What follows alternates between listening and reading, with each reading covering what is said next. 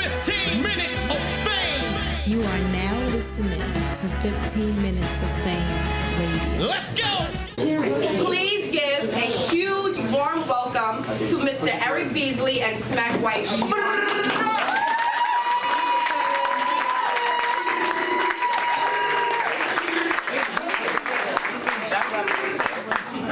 What's up? What's up? Y'all good?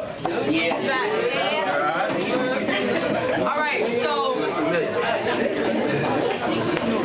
right, so I need everybody to listen. These two gentlemen, as I said already, took out their time to come and talk to you students about entrepreneurship, the art of entrepreneurship. So I want them both to briefly describe who they are and why they're, just talk about who you are and what you do for the hip hop community, both starting with Eric Beasley and Smack White. What's up, everybody? What's good? Yeah. What's going on? What we do is we have a league, and basically, I don't know if y'all are familiar with battle rap, but it's just, you know, it's two MCs, guys that rap, and they compete against each other. So we used to see these guys doing it out on the corners and the barbershops and on the street. So we came up with an idea of actually taking them and bringing them to a venue or, you know, a place where people perform at, and actually miking them up and presenting it as a form of entertainment as opposed to just standing around on the corner and watching it. We decided to bring it indoors into a venue and just present it in a bigger way.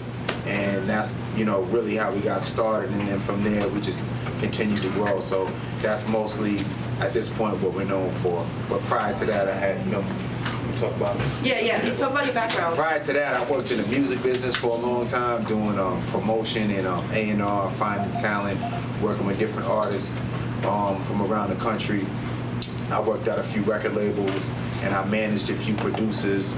My hustle at that time was just taking beats to different rappers and presenting it to them so that they could purchase it and rap on the beats and use it on their albums. Okay. Thank you. All right, Smack. Me, you know, I came up in the streets, you know what I'm saying? I had an idea that, you know, basically excited me, like, you know what I'm saying, when I was a little bit older than you guys, you know what I mean? I was a big fan of, like, you know what I'm saying, the mixtape circus, DJ Clue, DJ Ron G, you know, all these different DJs at the time. They used to basically put a bunch of music and songs on a CD and basically service the CDs around the country. Me, I was a fan of that. I wanted to take it to the next level, so, you know what I'm saying, I came up with the idea of doing the same thing, but just basically doing it visual. So, you know, I got the necessary equipment that are required to basically make it happen. Camera, computer, when it start going around, taping MCs and different artists, editing up the content, putting it on the DVD, and servicing that DVD around the world. Caught fire, started getting real popular in a lot of different territories of the world. And, you know, from there, you know what I mean, I established a brand, made a brand out of it, which is Smack DVD. Went crazy. Everybody loved it. And, yeah, like we used to end each DVD with battles. So, you know, when time came up with the technology and rappers' interviews started kind of to depreciate at times because of the world stars and YouTubes out there, we formed a company called the URL, and we just basically started promoting the battle rap and servicing the battle rap around the world, and we created a new form of hip-hop entertainment. And we started to monetize off that content, and we made a business out of it. Okay. Now, also, Smack, I want you to talk about the Smack DVD era, because I'm sure, well, y'all know what DVDs are, but y'all don't know, like, all the way back. Talk about the Smack DVD era and how y'all, and how y'all brought it into YouTube. And you got me feeling like an old man up here, like y'all don't even know what DVDs are no more. That's what, you know what I'm saying? But now, the DVD era was different because, you know what I'm saying, just in the world that we live in today, technology moves so fast. You got to be on top of your technology. That particular technology was with, you had a disc where you could actually put, you know, video content on and just put it on one disc, and you put it in a DVD player and you watch, you know what I mean, everything that was on that disc. okay. You know? How were you selling DVDs back then? Oh, okay. So the distribution of the product, basically, I used to mass produce the DVD. Like I make a master, like which was my copy that I made, bring it to a printing plant that duplicate hundreds of thousands of DVDs.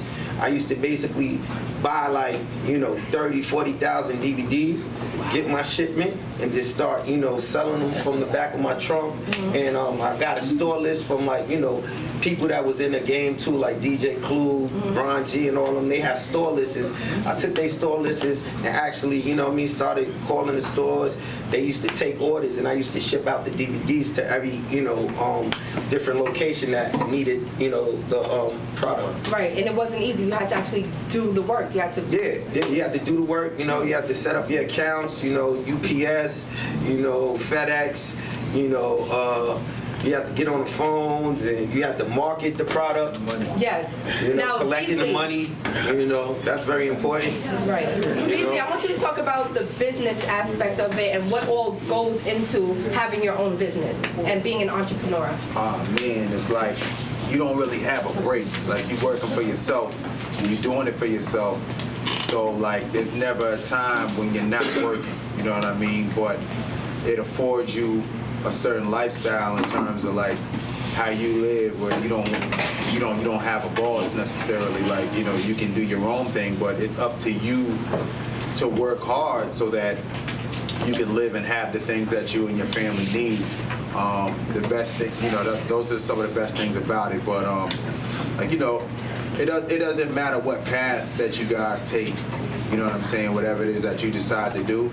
But the key thing that you should always remember is you should always strive to have a business or something on the side that you can control, because then nobody's destiny is ever in your hands. Nobody can ever fire you. Nobody can ever talk to you crazy or treat you a way that you feel is unfair if you have goods to sell or services to offer that people need. So you should always be thinking about those things from this age, on how you can get something going, because everything is just an idea that exists in your mind, and you can bring it into fruition and turn it into something. You know what I mean? Even stuff like Uber. Who would have ever thought that the biggest fleet of cars in the world doesn't own the cars? You know what I'm saying? Or Airbnb, the most hotel rooms in the world don't own one hotel. It just comes from someone's imagination and finding a way to execute the idea. So you should always be trying to think of ideas and ways, to come up with something that makes sense, that people need, that people always want, that you can provide. Okay. So Ms. Gibbons wants to know. I wanted to know, what would you say are good characteristics of a successful entrepreneur? What about yourself, or what about an entrepreneur? Most of these students are in Ms. Gibbons' entrepreneur class, so that's why they're here. So, some of the qualities that I feel that's necessary for being a good entrepreneur is, I'm gonna give y'all a couple of things that you're gonna need that you can't buy nowhere. You know what I mean? That's discipline. You know what I mean? Everybody got it. It exists within everyone, but it's something that you got to tap into. Dedication, determination, drive. These are the things that you got to apply to making your business go forward and being successful, because at the end of the day it's going to be a lot of trials and tribulations when you're trying to become an entrepreneur. It's not going to just be a smooth ride, so it's going to be downtime when you think that things ain't possible, and it's going to be storms that you're going to have to weather just to basically it's going to test your ability to really function and survive, when it comes to taking your business to the next level. So those are some of the things that you also got to have a lot of resilience. There's going to be times, as you said, where things don't go your way, where people are laughing at you, people are telling you, no, that doesn't make any sense, that's not going to work. And you have to have that belief, and you have to have the vision to know when something's not working, to make the adjustments. You also, one thing I always noticed is that you never know what's going to work, and nothing is ever going to be perfect. You just have to just attempt stuff and see what happens. There's no real roadmap when you're coming up with something new. You just get out there and you try it and you see what happens and you make the changes along the way. Like what we're doing right now with battle rap is, you know, when we first started, I was telling people, yeah, we're gonna take 2 guys from off the street, bring them to a club, mic them up and put them in front of people, and they're gonna rap at each other with no music. And people started to laugh at us like, yo, that's not gonna work. And we didn't listen to that. So we just kept going and built the fan base and the audience for it and kept doing it and working through the times where we didn't make money, and eventually people caught on and we got an audience and people started to come out, and then we were able to charge more, and you know, then we figured out other revenue streams or how else can we sell it. Okay, if people are not being able to make it, maybe we can put it online on a website.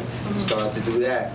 So you always just got to think of different ways to maneuver and grow your business. But the main thing is that I would say is if you have an idea, it doesn't matter how old you are, it doesn't matter how much money you have, it doesn't matter if everything is perfect. You just have to just attempt it. You just got to try, do what you can and see what happens and keep pressing forward.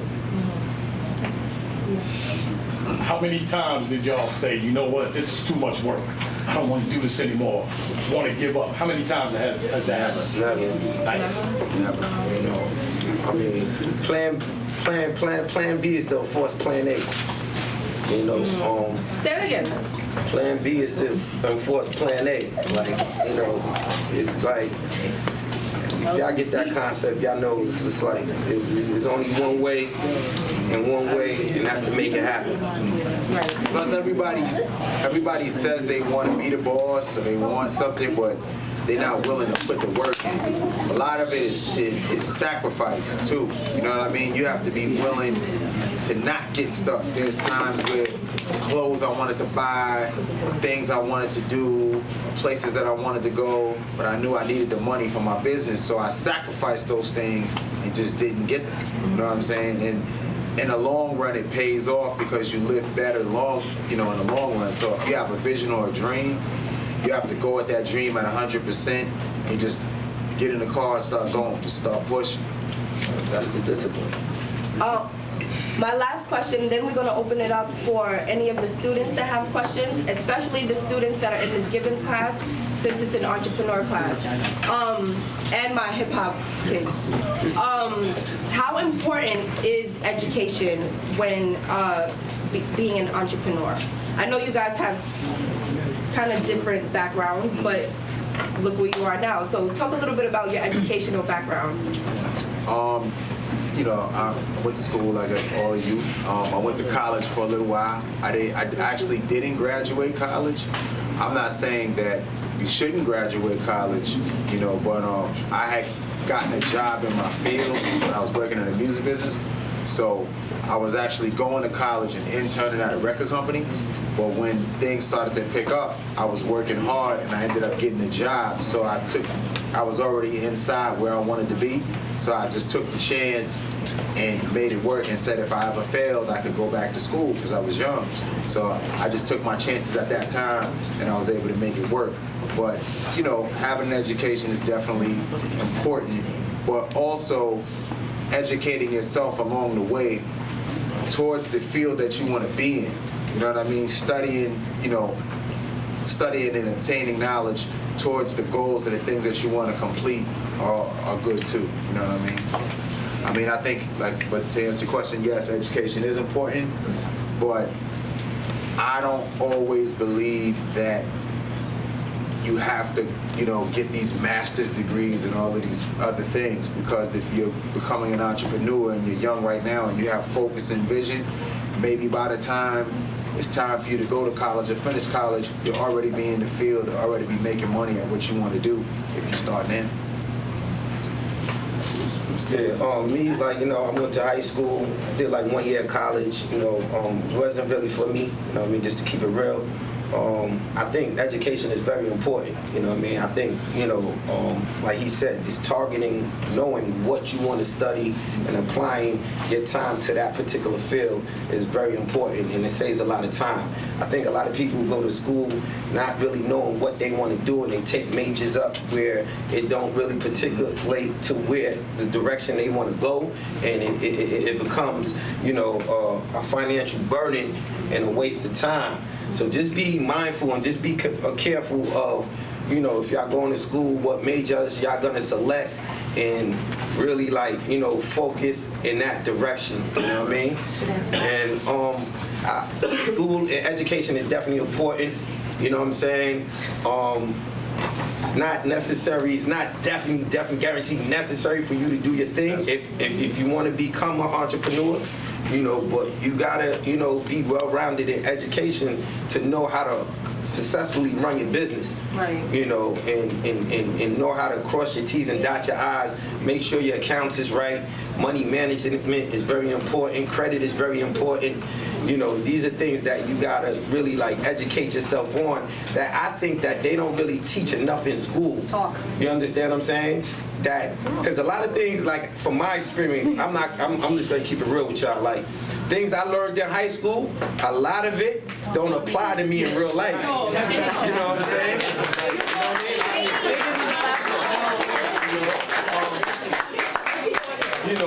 And it's just now, you get to a point where you graduate from high school, you're in college now, and you're in the real world, and you gotta figure out and learn shit on your own, and it's damn, I just did 12, 14 years in school. Why they ain't never bring this up? You know what I'm saying? But, but if y'all know that, I see y'all cheering and all that, and that's how y'all feel too. That's cool. But that goes to show you that you gotta basically take it upon yourself to educate yourself. Don't just rely on the school system to teach you certain things in the real world.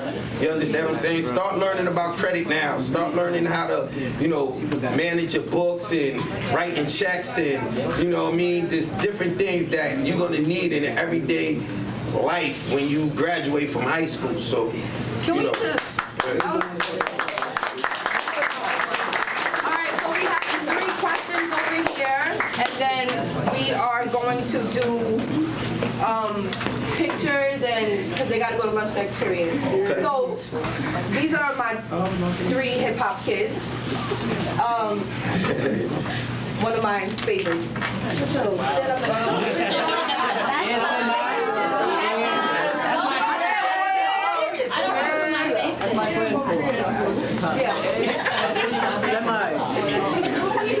and where's Kobe? I forgot my bands right here too. Yeah, oh, you already know. Yeah, too. Yeah. I got it. So, question is, what would you tell your teenage self right now? What would I tell my teenage self? Yeah. Oh man, that's a good question. I would tell myself the things that I'm going through right now, the people that I'm around right now is not gonna be around, and I'm not gonna know in the next 5 years. You know what I'm saying? So don't waste your time, or don't get too involved in relationships right now. Stay focused on your vision. If you got an idea of what you think you might want to do, you know what I mean? Start applying yourself to it. Just get focused. Just get focused. What about you? Same thing, if you know what you want to do, you have an idea, start executing it and trying it now. You have to start now. If you're not going to go to school, or you feel like he mentioned earlier, you learned and you gained experience, you have to know what you want to do before you get out of school, because I'm going to tell you, as soon as you graduate, time is going to fly so quickly. It's amazing. High school seems like it takes forever. From the time to then. But when you get out of school, that's when, your parents start loosening up. They're like, yo, you're grown now. What you doing? You going to school or you getting a job? And then where you gonna work, and then how much money are you really gonna earn to buy the stuff that you want to buy or live the way that you want to live. Right. So if you have an idea, or if you don't have an idea, sometimes you don't know what it is that you want to do. If you're not gonna be in the field, but you're gonna be like an entrepreneur, you know, you gotta get your notebook out, and even if it seems crazy to you, write down what you're gonna do. Make a plan. Write down any ideas. Write down what you know how to do, what you don't know how to do. Who could possibly help you? Who could lead you in the right direction? Where could you get an internship and learn from? And who could be a mentor to you to kind of help you bring your goals into fruition? Those things are so key because the time is going to go by so quickly before you know it. Oh, I'm going to take a year off. I'm going to be 21. I'm going to be 22, 23, 24. And then it's like going to be time for you to move, and you're going to have to get a job out of desperation. You're going to be locked into a position of just basically working to eat and live and survive, and that's not. And to piggyback off what B said, I want to let everybody know, don't feel pressured just to jump into like a certain major just because you you feel like you gotta do something. I suggest that you, like, if you ask me what I tell myself, right? So I'll suggest to like find something that you love to do, that you enjoy doing, and then try to figure out what kind of profession or what kind of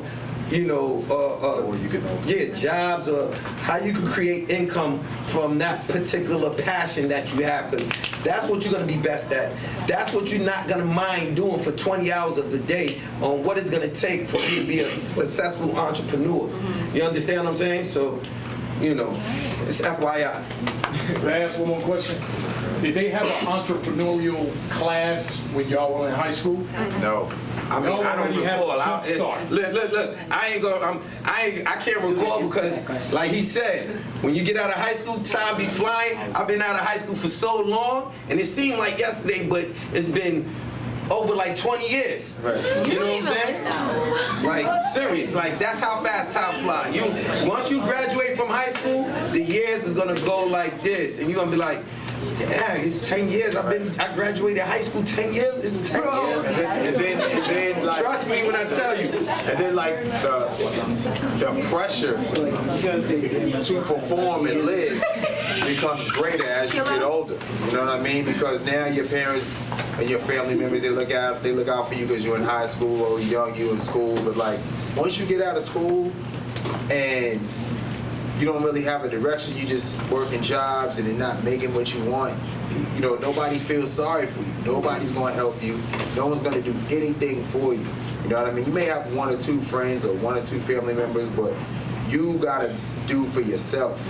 You know what I mean? And you got to try to take the time. I know it doesn't seems like it's so far away, but it's not. I promise you. You got to take that time, go home and spend time just really thinking about what you want to do, what you want to be a part of, as you said. Whatever it is, if it's music, if it's fashion, if it's makeup, or something innovative, an idea, it's all repackaging and marketing. Everything is a marketing plan. So you guys got to start writing down the things that you want to do and how you can get it done. Right. Thank you for that. We have this young man who has a question, and then we have to dismiss For lunch. for lunch. Go ahead. So, my question's for Smack. Like, how you came up with like Smack, and how you got that? This is the one I said I'd be doing the sound all day. Oh, yeah.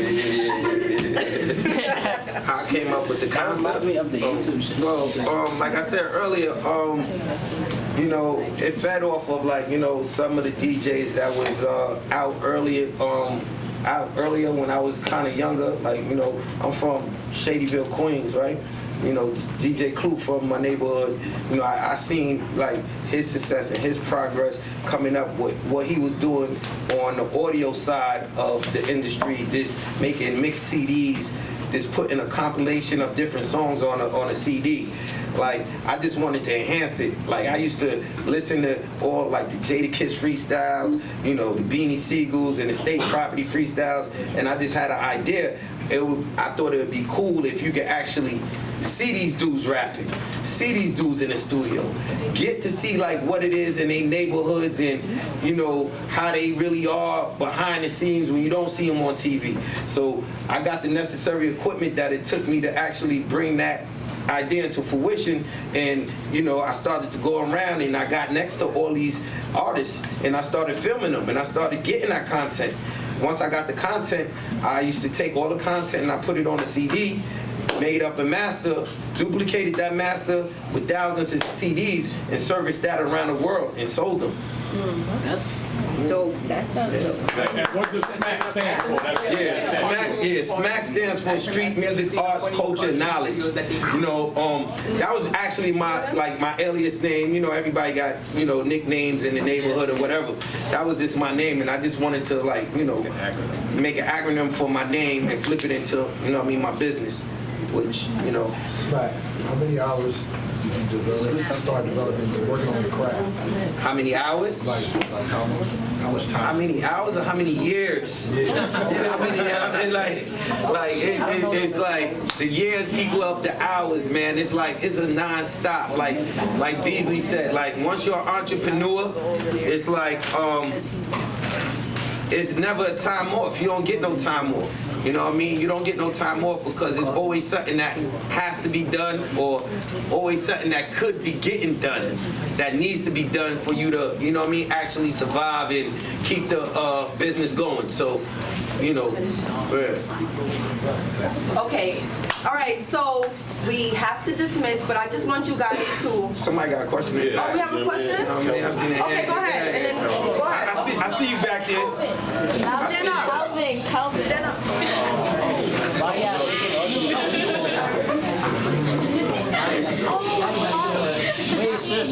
My question was, so I'm 17, right? So if I wanted to, like, you know, start a business, how would I go about that? Well, I mean, on the smallest level, writing it down on paper. Because if you don't know, if there's no map to where you're going, you're never going to get there.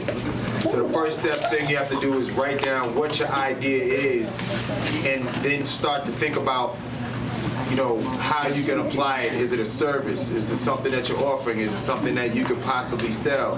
Is it something that's in demand? You know, try to think of all those. Is it an invention? You know, whatever it is, you have to at least write it down and try to think of ways to make it happen. You know, is it an audio? Is it technology? Is it equipment? You know, whatever it is, it's an idea that starts first. So you got to definitely write it down and start figuring out the steps on how to get to it. You know what I And mean? also researching the field and the industry, that whatever it is that you want to do, you gotta apply research. You gotta see, like you said, if there's a demand for it, you gotta come up with creative ways and write down and see like how you could monetize off of the idea. Like, you know what I mean? Because everybody want a business, but like if it ain't generating no income, it's like you're gonna have to go back to the drawing board. So, you know what I mean? Research is very important when it comes to like coming up with an idea and really studying and trying to figure out how to monetize off it. All right. So. We have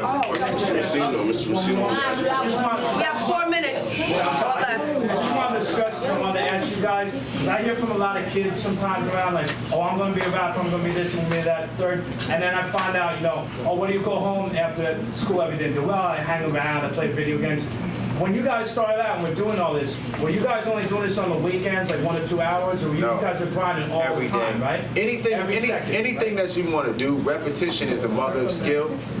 If you want to be repetition is the mother of skill. If you want to be a basketball player, you have to go to the gym and play basketball every day. If you want to rap, you have to rap and write rhymes every single day.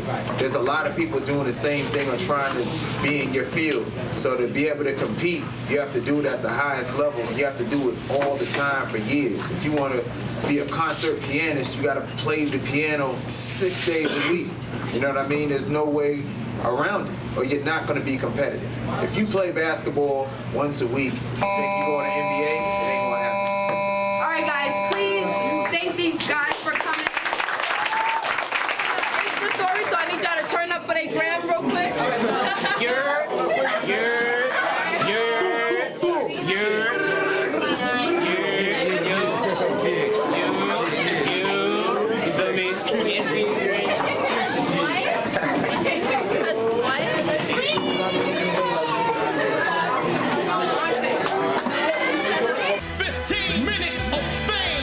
You are now listening to 15 Minutes of Fame Radio. Let's go!